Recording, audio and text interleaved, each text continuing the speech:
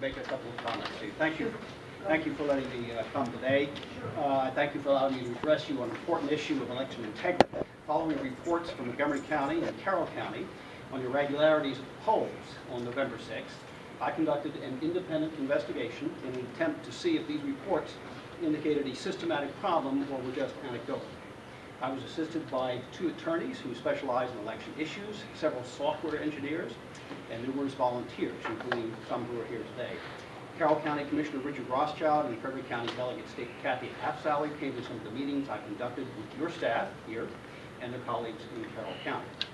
My investigation included pulling the voter identification cards on one machine that was the subject of multiple incident reports and calling voters to see if we could duplicate the results on the machine tapes. We could not. I believe that those results, which I'm happy to share, and I think that Lee Havis may want to talk about, indicate that a much broader investigation is required. We uncovered systematic problems with the Diebold touchscreen voting systems and their software. We found that they are vulnerable to a variety of attacks, from the introduction of malicious code hidden from the checksum to manipulation of the vote tabulation process. Investigations by a wide variety of organizations, including the Secretary of State for Texas, Princeton University, and the Montgomery National Lab, also found inherent vulnerabilities in the Diebold systems that had not been remediated.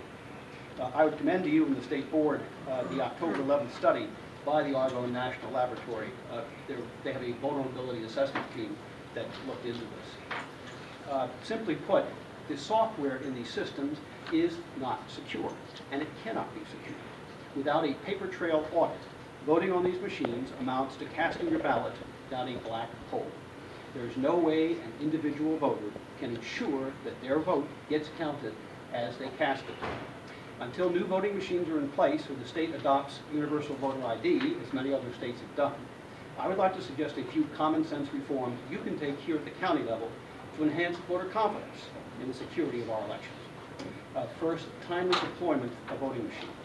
Require that the machines be delivered to precincts no earlier than 24 hours before the start of voting, that they be placed in a locked storage facility, ideally equipped with video surveillance. For your staff, I learned that Montgomery County delivers the machines as much as 1 week ahead of time, where you have no control over who can access them. This is an invitation to mischief. Most other counties deliver them the day before the election, as do most states, and I've looked into this with secretaries of state.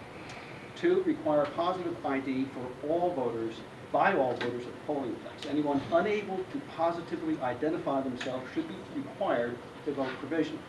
Too many voters came to the polls last year without knowing their names or their address. Some remembered when prompted by a sympathetic poll worker.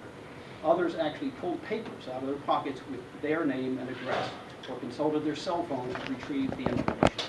Since this is already against the law, I'm asking you to guarantee better enforcement by election judges. All voters want to have confidence that the vote gets counted exactly as they cast it, and I'm sure that you do too. These are simple steps I urge you to take before the 2014 election to reassure all of us that our votes count and will be counted accurately. Thank you for your presentation. You raised a number of issues here, but these issues really rest with the State Board of Elections. You know, we are a functionary of the state, if you will. They, you know, are the ones that determine election laws and procedures, etc.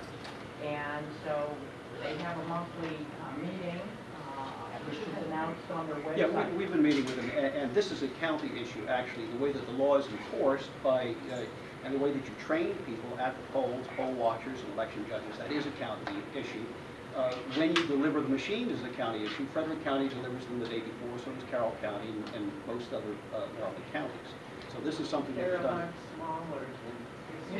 That's okay. Our vote is kind of important. By the way, may I give you this this thing from the Argonne? This is from the Argonne study. And do you also have a copy of your remarks? Of course I do, and I'd love to give them to you. For the record. You happen to have the Princeton University study? I don't have that with me, but I can get that to you without any problem. There's a video that they made. However, of course, the positive ID is something that we ask for, and that's typically state issue. Well, the law requires individuals to identify themselves by verbally, without the photo ID at the polls. And that's what I mean by positive ID. That they themselves identify themselves rather than be prompted by the poll workers, which is what has happened many, many times. They're prompted by the, oh, I can't remember my name. Oh, I don't remember my address. Yes. We had many reports. I mean, hundreds of reports. Well, we will certainly look through this and take, but as you have been to the state, and I think that's Yes. where, you know, most of this is, and we're going to be participating with the state in a month at a big meeting, and, you know, probably some of these issues will come up. I hope that you would raise it with the state, and this It would would be. be interesting to see, because how would you know what to say to the poll worker if you don't know your name? Well, you show up and say, well, I'm here to vote. They say, well, what's your name? I say, well, my name is John Smith. John Smith, let me see, John Smith, are you John Smith at Beach Drive, or are you John Smith over here on Kensington Park? All right. Well, if there are 12 John Smiths, Well, that might be a problem. And it's been worse than that. And by the way, we have some of the people who are working with me on this investigation actually brought cases like this to you and spoke to Marty Jorgensen about it in meetings with staff. So this is something that really was widely reported by our campaign and other campaigns.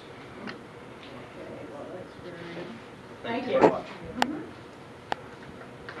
Thank you, Ken. Thank you.